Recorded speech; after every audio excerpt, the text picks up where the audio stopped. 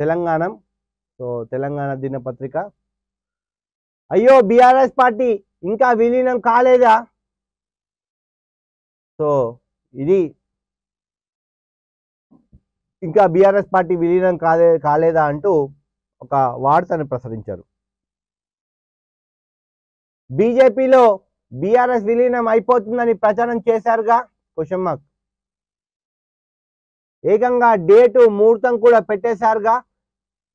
ఇంకా బీఆర్ఎస్ విలీనం కాలేదా? నెట్టింట జోరుగా చర్చ. పార్టీ విలీనం అంటూ మరో వారం క్రితం వార్తా కథనాలు. ఓ యూట్యూబ్ ఛానల్ అదరగొట్టిన వైనం. ఈ యూట్యూబ్ ఛానళ్ళు ప్రభుత్వాలను తప్పుదారి పట్టిస్తున్నాయి.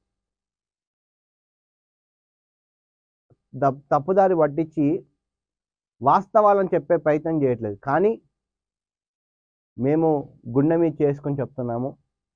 మన తెలంగాణ టీవీ ప్రజలకు వాస్తవాలు మాత్రమే తెలిపే ప్రయత్నం చేస్తూ ఉంటాం కూడా.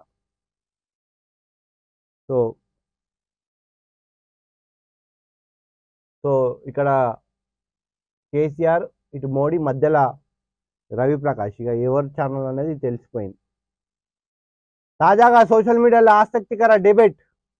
ఇంకా విలీనం కాలేదంటూ యూట్యూబర్ రవిప్రకాష్ పై ప్రశంసల వర్షం.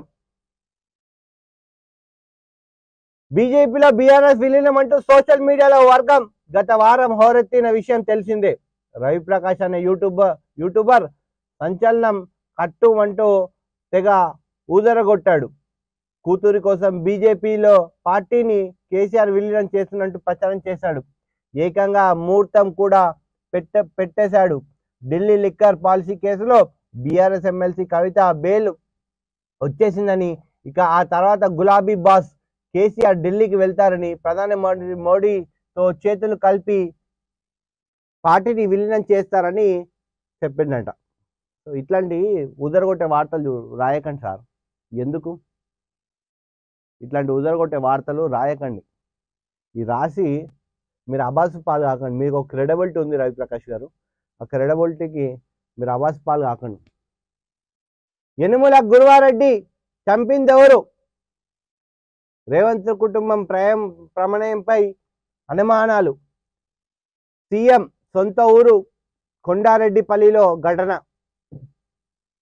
రేవంత్ కుటుంబం దౌర్జన్యంతో గురువారెడ్డి మృతి. డబ్బుల కోసం ఒత్తిడి చేసినట్టు సమాచారం. దాడి చేసి రాత్రి